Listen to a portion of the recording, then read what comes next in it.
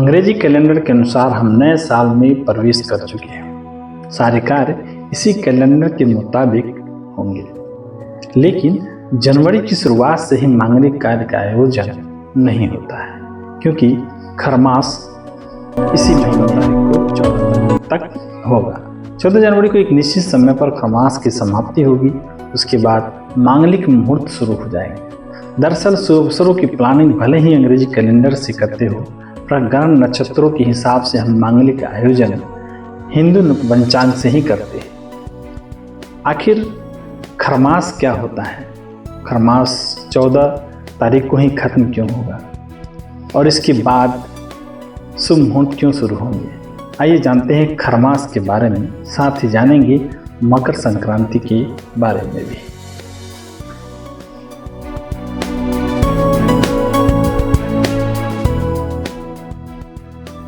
Hindu calendar में हर साल खरमास 2 बार लगता है। पहला खरमास धनु संक्रांति के समय और दूसरा खरमास मीन संक्रांति के समय लगता है। अंग्रेजी कैलेंडर के अनुसार पहला खरमास मार्च या अप्रैल में और दूसरा खरमास नवंबर या दिसंबर में लगता है। सूर्यदेव धनु राशि में करीब 1 माह तक रहते हैं, इस वजह से खरमास भी 1 माह तक होता है। सूर्यदेव जब धनु राशि से निकलकर मकर राशि में प्रवेश करते हैं तो उस समय खरमास का समापन हो जाता है। खरमास का राशियों से भी संबंध है। वैदिक पंचांग गणना के अनुसार सूर्य एक राशि में 1 महीने तक ही रहता है। जब सूर्य 12 राशियों का भ्रमण करते हुए बृहस्पति की राशियों यानी धनु या मीन में प्रवेश करता है, इसे खरमास की संज्ञा दी जाती है।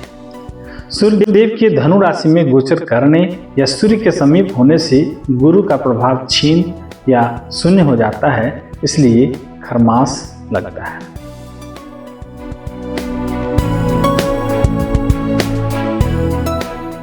किसी भी शुभ कार्य को करने के लिए गुरु का उदय होना आवश्यक है।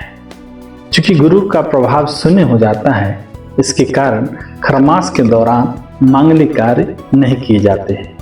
इस समय सूर्य की गति धीमी हो जाती है, जिससे दिन छोटे और रातें लंबी होती है।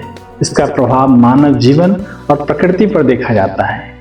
यानी खरमास में या फिर गुरु ग्रह के अस्त होने पर मांगलिक कार्यों पर प्रतिबंध के पीछे धार्मिक पक्ष यह कहता है कि जगत की आत्मा कहे जाने वाले सूर्यदेव जब देवगुरु बृहस्पति के घर में आते हैं तो देवगुरु का समर्पण और ध्यान उन पर केंद्रित हो जाता है। मांगलिक कार्यों में उनकी सूक्ष्म उपस्थिति या फिर इनके लिए होने वाले शुभ प्रभाव कम हो जाते हैं।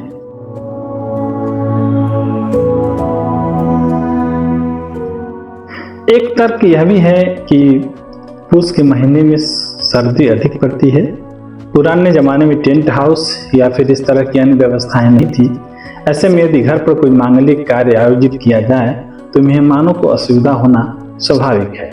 इस तरह चैत माह में भी खेती का काम अधिक रहता है और इसलिए इस खरमास में मांगलिक कार्य वर्जित रखा जाता है, ताकि किसान खेती का कार्य सुविधाजनक तरीके से कर सके।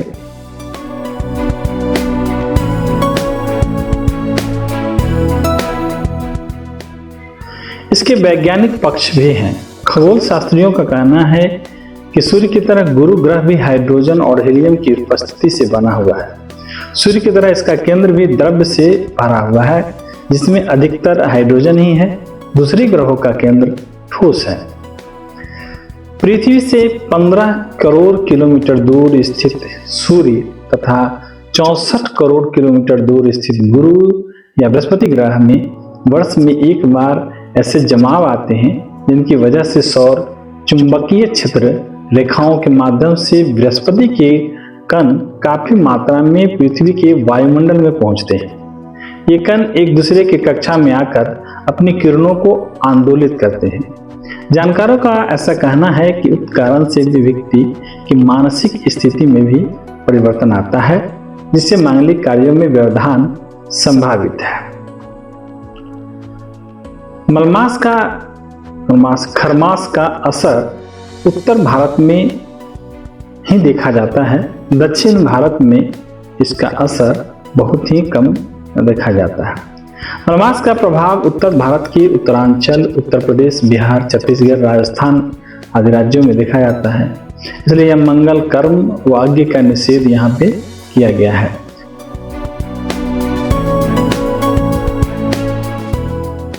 मांगलिक कार्य न होने के पीछे एक तर्क यह भी है कि सूर्य किरणों का ताप कीटाणुनाशक है। चूंकि इस दरमियान किरणों का ताप क्षीण भी होता है तो वातावरण में कई तरह की बैक्टीरिया और कीटाणुओं में वृद्धि होती है, जिससे बचाव के लिए हमारे ऋषि मुनियों ने ऐसे नियम बनाए हैं। ऐसे में कई तरह के ज्वर और अन्य बीमारियों के फैलने का डर बना रहता है। इनमें संसर्गजन्य बीमारियां भी हो सकती हैं।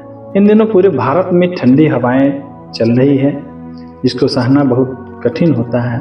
कई लोग ठंड के मारे स्नान तो चलो घर से बाहर भी नहीं निकलते। इसलिए विवाह, मुंडन आदि कार्य इन दिनों नहीं हो तो यह उचित है। इसलिए भी खरमास में कड़ाई से इन बंधनों का पालन किया जाता है।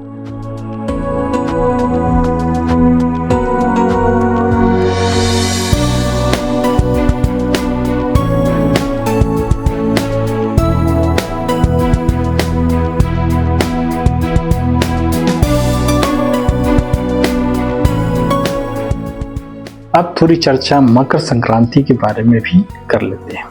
मकर नाम की नक्षत्र राशि में सूर्य के प्रवेश होने को ही मकर संक्रांति या संक्रमण कहते हैं।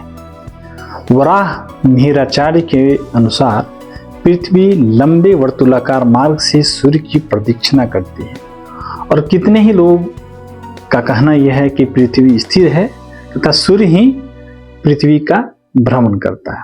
इसलिए सूर्य को क्रमण करने का जो मार्ग है उसको क्रांतिवृत्त कहा जाता है। प्रारंभिक स्थान से अंतिम स्थान तक इस क्रांतिवृत्त के 12 भाग किए गए हैं और इन 12 भागों में रहे हुए नक्षत्र पुंज उनके गुण धर्मों से मिलते जुलते 12 राशियों के नाम दिए गए हैं। मेष, वृष, मिथुन, कर्क, सिंह, कन्या, तुला, वृश्चिक, धनुष, मकर, कुंभ और मीन, ये 12 राशियां हैं। पृथ्वी जब सूर्य के चारों तरफ घूम जाती है तब एक वर्ष होता है, जिसका 12वां भाग मास है। इसको सौर मास कहना चाहिए, कारण कि सूर्य के संक्रमण से ही इसकी मर्यादा सुनिश्चित है। जिस प्रकार सूर्य के चारों तरफ पृथ्वी घूमती है, उसी प्रकार पृथ्वी के चारों तरफ चंद्रमा भी फिरता है। उसकी एक प्रदक्षिणा समाप्त होने पर जो मास समाप्त होता है उसको चंद्रमास कहा जाता है। जिस चंद्रमास में सूर्य का संक्रमण क्रांतिवृत्त के मेष भाग पर होता है उसको चैत्र मास कहते हैं या चैत मास कहते हैं, और वृष के संक्रमण को वैशाख, इसी प्रकार पौष मास के चांद मास में जो संक्रमण होता है उसको मकर संक्रांति कहते हैं। जिस मास में संक्रमण ही नहीं होता, 2 संक्रांति के बीच में ही रहता है, उस मास को अधिक मास कहे जाते हैं। सूर्य के 12 संक्रमणों में से मकर और कर्क का संक्रमण बड़े महत्व का माना जाता है। मकर संक्रमण उत्तरायण सूर्य को और कर्क संक्रमण दक्षिणायन सूर्य को बोधन करता है। इसी 6 मास के काल को अयन कहते हैं। उत्तरायण काल में सूर्य उत्तर की तरफ झुकता सा नजर आता है और उसी के अनुसार दिन बढ़ता जाता है और रात घटती जाती है। दक्षिणायन में रातें बढ़ती है और दिन घटता जाता है।